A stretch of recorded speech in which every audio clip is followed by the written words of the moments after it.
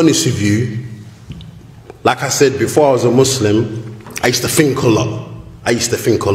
You understand? And to the degree, like I said, it used to make me get depressed because my mind used to go into overload. I used to start thinking about everything because I've been through a lot. Now, when I started looking into religion, I started looking at society and looking at everything that I see, and I say to myself, everything has a purpose. Everything. No matter what you look at, it's got a purpose. This microphone, this monitor, mobile phone, the bathroom, the camera, my jacket, my shirt, my trainers, everything has got a purpose. Then how all of a sudden, me as an individual, I don't have no purpose? I start asking myself, you know what? I know no matter what, I'm gonna die. No matter what, it doesn't matter where I hide. I can go live in the desert. I can go and live in lofty mountains. I know no matter where I go, I'm gonna die. So I start asking myself, wait, am I created for no reason?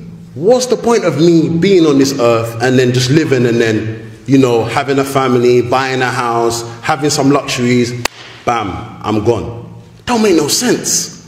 So I started thinking more. I'm saying to myself, wait, I know I didn't create myself. I'm not coming from that kind of angle. I've never been like, oh, I'm atheist, I don't believe in anything. That's never been my angle. But I just didn't understand who God was or how to worship God. That was my thing. So the more I started thinking about that, I said to myself, you know what? I know I'm gonna die. So what's my purpose in life? Is my purpose in life is just to be here, maybe have girlfriends, have women, have kids, have jewelry, have what do you call it? I don't know, luxury things, and then I'm just gonna die. I said, this don't make no sense. It don't make no sense because then God created me for a silly reason.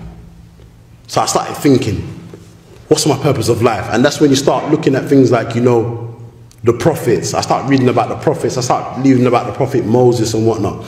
And I noticed one thing when I started looking into all the prophets. They all call to the same thing.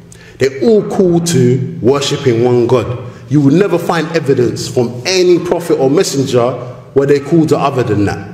And if you look at the religion of Islam, what does it emphasize on? It emphasizes on Tawheed, worshipping one God, directing your worship to one God, not associating partners with God. And one of the things when I looked into Islam, I asked the people who were Muslim, I was saying, wait, but you don't worship Muhammad though? Like, you do everything he does, like, what's all that about? Do you understand? And when they started breaking it down to me, they said, listen, we don't worship Muhammad, we don't pray to Muhammad. Do you understand? But we follow his example. And they started breaking it down and showing me about other prophets and other messengers. And it made sense to me because look, if God put an angel on the earth, it would be hard for us to follow the angel. Why? Because the angel is superior. It's not like us. So God sending people amongst us who are like us to follow his example is easier for us to follow. It's easier for us to fathom. It's easier for us to get down with because it makes sense. If you've got a superhuman being, you look at this human being, you'll be like, I can't, this is too much. Do you understand? This is above my head. But if you look at the examples of the prophets and messengers, they married like us. Do you understand? They worked like us. They lived like us. And they died like us. Do you understand?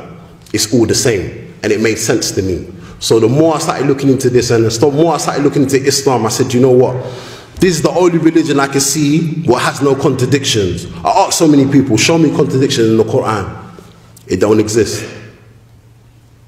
It don't exist. Show me where in the Quran it tells me to worship other than God. It don't exist. So when I started looking on the emphasis on Tawheed, it made sense to me, directing my worship to one God. Because when I was looking into Christianity, all this God is free and stuff like that, I couldn't get it around my head. It was too much for me. And the next thing, I'm being honest with you. I'm just going to be open with you. When they said to me, Jesus is God, and obviously I've grown up knowing that Jesus is a white man. So for me, I couldn't fathom that. I'm like, so what? Why is God white? Now, I'm being honest with you. I used to ask myself this. Why is God white? This don't make no sense. This is not fair. Why is my creator white? Like, so what? Is white better than me?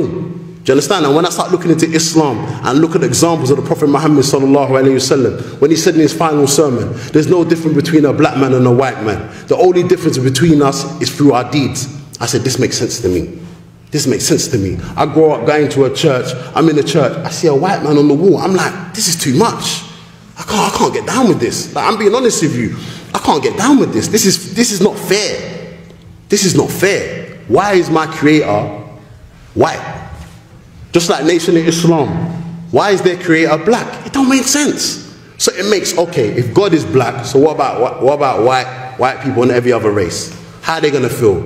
Do you understand? So it's the same thing. So when I started looking into Tawheed and looking at the values and the teachings of Islam, I said, you know what, this makes sense to me. And it was easy for me to accept Islam after that. So that was the main reason for me taking Islam.